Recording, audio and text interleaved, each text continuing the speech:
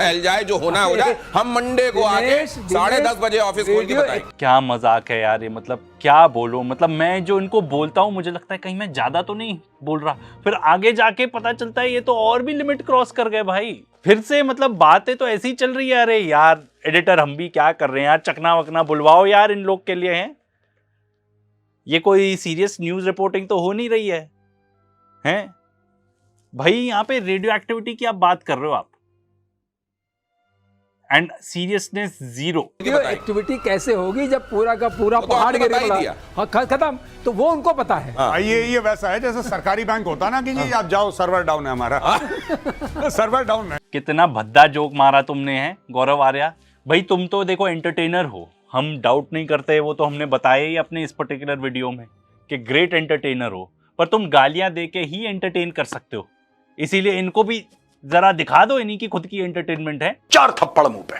आपका आईक्यू इसी के लायक है मुझे लगता है, पर अनफॉर्चुनेट बात तो ये है कि लोगों को ये सब देख के मजा आता है। हमारे फ्रेंड्स हैं, उस फ्रेंड की वाइफ ने मुझे बताया कि वो जो मेरा दोस्त है वो देखता है गौरव आर्या, आपके वीडियोस देखता है।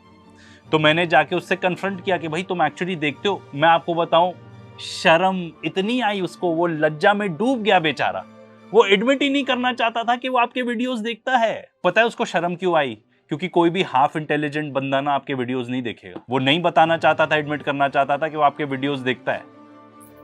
भाई मैं भी देखता हूं, मैं डीबंक करने के हिसाब से देखता हूं, उसमें मेरी थोड़ी एंटरटेनमेंट भी हो जाती है, नो डाउट। आप देख रहे हो उनको एंटरटेनमेंट के लिए 100% देखो गाइज, कुछ सीखने की तो इनसे बिल्कुल कोशिश मत करना। इनके चेहरे देखो इन सबके, क्या बेतुकी सी बात कर रहे हैं लोग। नेशनल टेलीविजन पे न्यूज अपेरेंटली रिपोर्ट कर रहे हैं, मतलब ये ऐसे लगता है ये कहीं क्लाउड्स में ही है। हाँ जैसे कि अभी इसमें दिखा दो, इसी में दिख रहा था B2 बॉमर के ऊपर क्लाउड्स पे। भाई अरे भाई क्या कर रहे हो? $2 बिलियन का जहाज है, जरा उतर जाओ वहां से। आप रेडियो एक्टिविटी लीकेज के बारे में बात कर रहे हो, मैं थकूंगा नहीं ये बात बोल के, और आप उसको एज अ जोक ट्रीट कर रहे हो।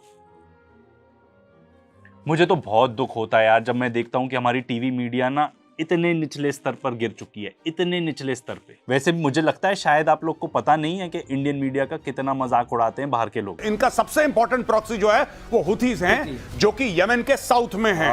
तो हो ना हो अगले 10-12 दिन में मौसम देखते हुए सऊदी अरब इस लड़ाई में कूद जाए, हो ना हो। वाह यार क्या प्रेडिक्शन दी है गौरव आर्या, क्या मतलब मजा आ गया यार।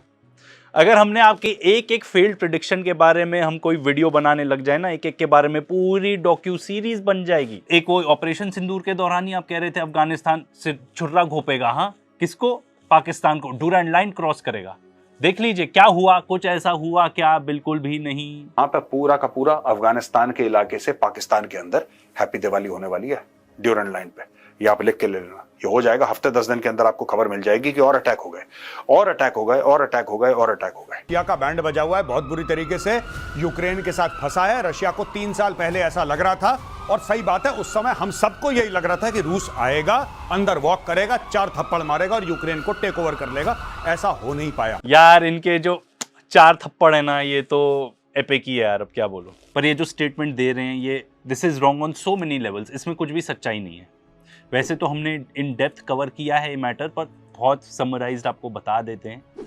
भाई रशिया इजराइल की तरह नहीं है कि जाके कार्नेज कर दे, इतने सारे लोगों को मार दे। एंड उन्होंने एक्चुअली इन्वेड भी कर लिया इतनी सारी टेरिटरी। इन्वेड करना सिंपल बात नहीं है। इजराइल को ही देख लो, वो तो एक आर्मी के खिलाफ भी नहीं लड़ रहे, एक मिलिशिया के खिलाफ लड़ रहे हैं। एंड यूक्रेन क्या है? यूक्रेन को पूरा नेटो सपोर्ट कर रहा है, फिर भी रशिया टेरिटरी गेन कर रहा है।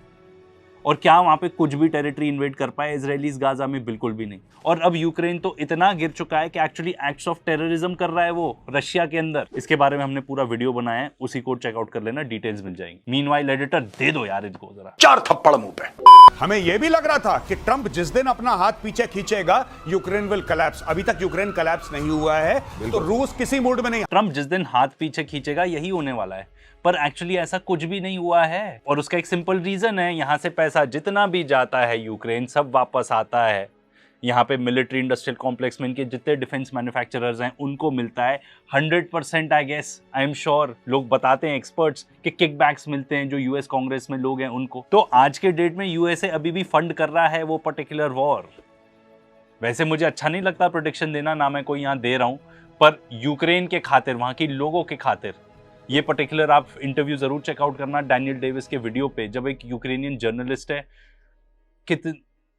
मैं एक्सप्लेन नहीं कर सकता कि वहां के लोग किस हालात से गुजर रहे हैं। वो खुद जर्नलिस्ट इतनी ज्यादा डिस्टर्ब साउंड कर रही है। यूक्रेन को अग्रीमेंट की जरूरत है, नहीं तो पूरा देश, पूरी आर्मी कोलैप्स कर सकती है। एंड जहां तक अमेरिका का सवाल है, they need to stop funding this proxy war. ये दोस्ती तो वो वाली लग रही है, वो जो कहा जाता है कि शराबी यार किसके, खाए पिए खिसके। तो ये मतलब ये कि केवल वो कोई सॉलिडेरिटी इसके शराबी यार तो यार ये लोग हैं, किसकी बात कर रहे हैं? और ये बता रहे हैं कि ईरान हैज नो फ्रेंड्स। एकदम गलत हो आप लोग, एकदम गलत। ईरान के जो फॉरेन मिनिस्टर हैं वो गए थे रशिया पुतिन से मिलने। उन्होंने डेफिनेटली कुछ प्लान वर्कआउट करा, क्योंकि उसके बाद यूएस स्ट्राइक्स होती हैं, कोऑर्डिनेटेड अटैक करते हैं, कतर के साथ कोऑर्डिनेट करके अटैक करता है ईरान, और फिर सीज फायर हो जाता है। क्योंकि सिंपल बात है, यूएस भी नहीं कंटिन्यू करना चाहता था वॉर। उन्होंने देख लिया येमेन में पैसे ही खर्च होने वाले हैं। और जहां तक चाइना का सवाल है, तो ये भी बता दो कि मिलिट्री साइज्ड जेट्स थे जो ईरान में परहैप्स लैंड किए हैं। उन्होंने अपना जो टिकर है, जो अपना रिस्पॉन्डर है, वो बंद कर दिया था। अब कितनी हेल्प हुई भाई हम ये नहीं जानते, बट क्लियरली आइसोलेटेड तो बिल्कुल भी नहीं है। तो ये सब बोलना ना आप छोड़ दो। चाइना खुद फंसा हुआ है, उसको पता है कि पाकिस्तान गद्दार है, उसके साथ दोस्ती करके सीपैक बनानी है। ईरान को उसको ज़रूरत है, ईरान को वो नहीं खंडहर बनाना चाहता, ज़रूरत है शांति की बात करेगा, क्योंकि वहाँ से उसका 80% तेल आता है।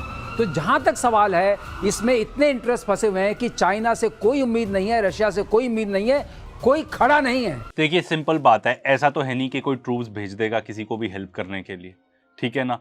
और जब आप खुद बता चुके हो कि चाइना अपना 80% ऑफ ऑयल ईरान से लेता है, तो अगर मान लीजिए ईरान वैलिड सप्लायर नहीं बचता, ईरान नहीं बचता एंड वो सप्लाई नहीं कर पाते, तो चाइना की डिपेंडेंसी बढ़ जाएगी रशिया पे एंड बाकी सप्लायर से। यूएसए पे तो वो बिल्कुल डिपेंड होना ही नहीं चाहता ऑफ कोर्स। तो उनको ईरान को सपोर्ट करना ही पड़ेगा। जो आप खुद ही बता रहे हो ना चीज, जो एनालिसिस, वो खुद ही इतनी फ्लॉड है।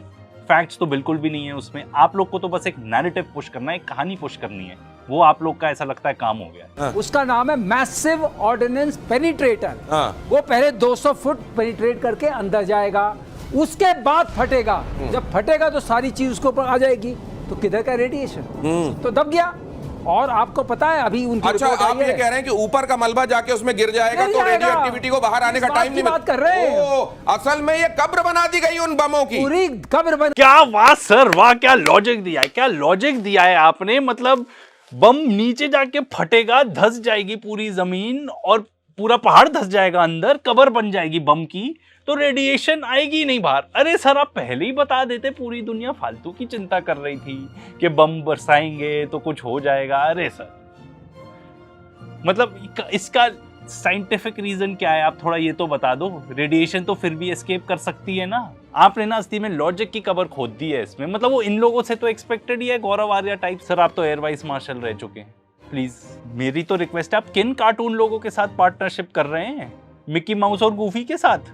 प्लीज मत कीजिए। I apologise to Mickey Mouse and Goofy for insulting them. ये हमारी 4 थप्पड़ मुंह पे और सीरीज का सेकंड एपिसोड था। आई होप आपको अच्छा लगा हो। हमारी तो कोशिश यही है कि हम डिबंक करें उन सब लोगों को जो आपको मिस इन्फॉर्मेशन देते हैं, एग्जैक्टली सच नहीं बताते, और साथ साथ असलियत क्या है वो भी बताएं। स्पेशली इजराइल ईरान वॉर से रिलेटेड तो इतनी ज्यादा मिस इन्फॉर्मेशन थी कि हमें लगता है कि हमारी ड्यूटी बनती है कि हम आपको बताएं कि एक्चुअली ऐसा नहीं है। ये लोग फालतू का ईरान को इतना विलेनाइज कर रहे हैं फॉर नो रीजन। मुझे नहीं पता क्यों, हमारी इंडियन फॉरेन पॉलिसी तो ऐसा कुछ कहती ही नहीं है। जो भी ये करते हैं एक्चुअली हमारे देश के लिए उल्टा ही हो जाता है। More of this coming up.